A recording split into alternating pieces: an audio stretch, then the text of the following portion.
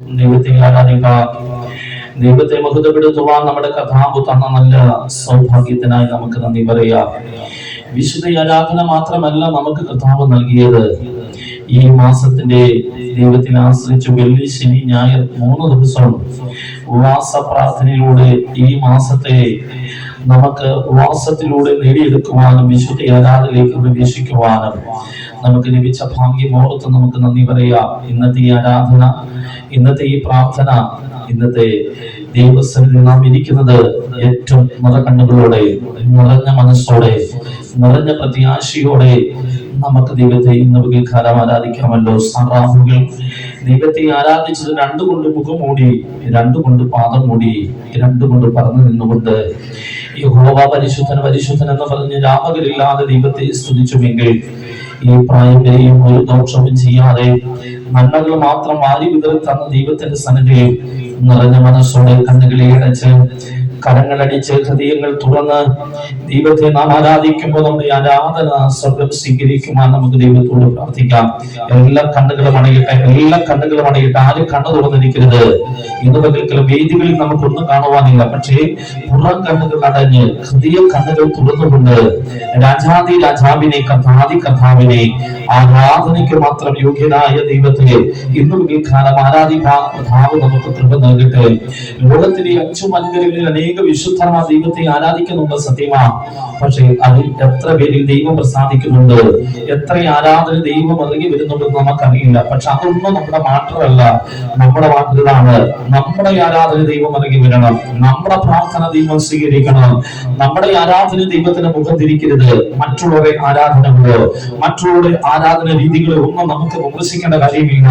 പക്ഷെ ഇന്ന് പകൽക്കാലം നമുക്കൊരു പ്രത്യാശ വേണം. എന്റെ ആരാധന, എന്റെ സ്തുതികൾ, എന്റെ സ്തോത്രം ഞാൻ മുടങ്ങുമ്പോൾ അന്തരീക്ഷത്തിൽ മാത്രം നിലനിൽക്കേണ്ടതല്ല, ഗാലക്സികൾക്ക് അപ്പുറമായി രാജാതി രാജാവ്, കഥാതി കഥാവായിരിക്കുന്ന മസ്രിയന്റെ തിരുസന്നിധിയിൽ എത്തുക മാത്രമല്ല, എന്നെ ആശീർവദിക്കുവാൻ, എന്നെ അനുഗ്രഹിക്കുവാൻ, അതിന് തടസ്സമായി എന്റെ നോട്ടമോ സംസാരമോ ചിന്തകളിലോ കൊടുക്കൽ വാങ്ങിലോ വന്ന എല്ലാ കുറവുകളിൽ സ്വർഗം ക്ഷമിച്ച് കരുണ തോന്നുവാൻ നാം എല്ലാം ദൈവസ്ഥിതി വളരെ പ്രാർത്ഥനയായിരിക്കുമ്പോ കുരിശിനെ ധ്യാനിച്ചുകൊണ്ട് ഒരു പാട്ടിന്റെ വരികൾ പാടി നമ്മുടെ ദൈവത്തെ കരങ്ങളടിക്കേണ്ട കുരിശിനെ ധ്യാനിച്ചുകൊണ്ട് നമുക്ക് ചേർന്ന് പാടാമല്ലോ.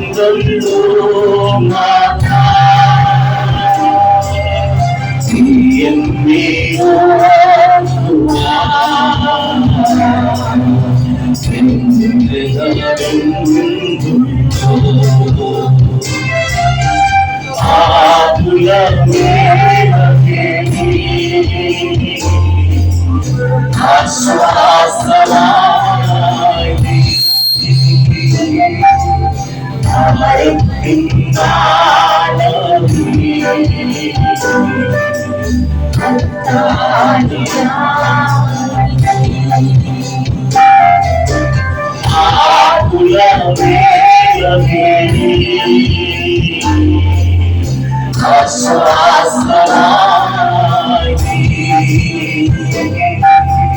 ഭാരത്തിൻ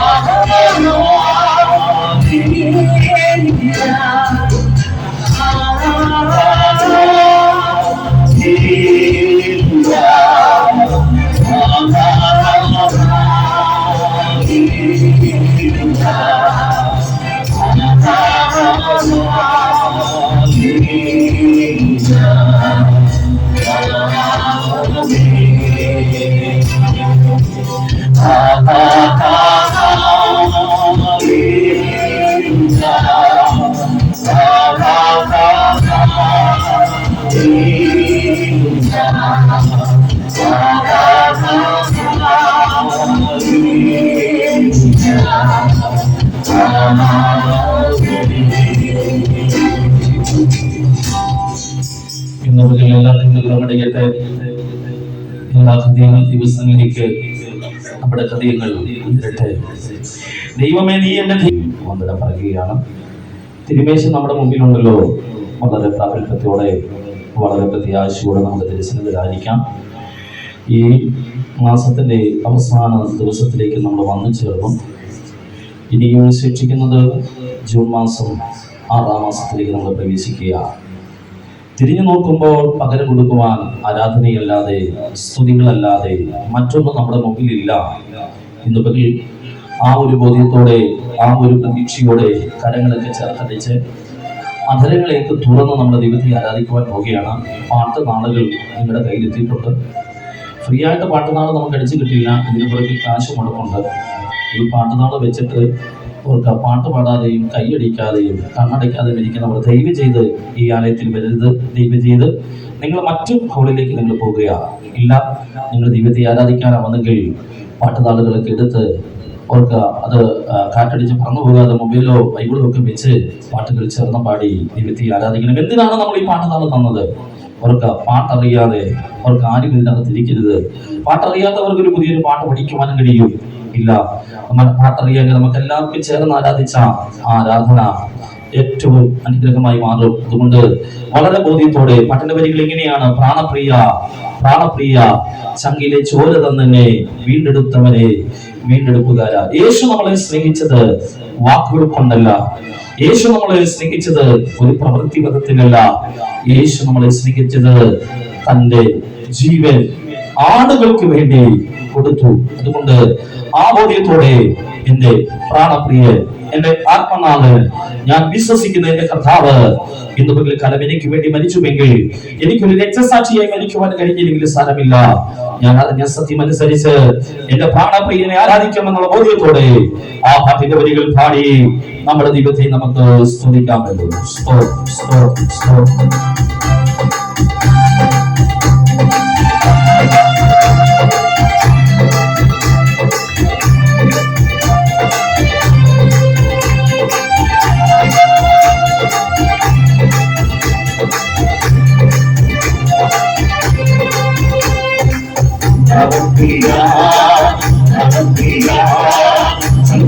ചൂട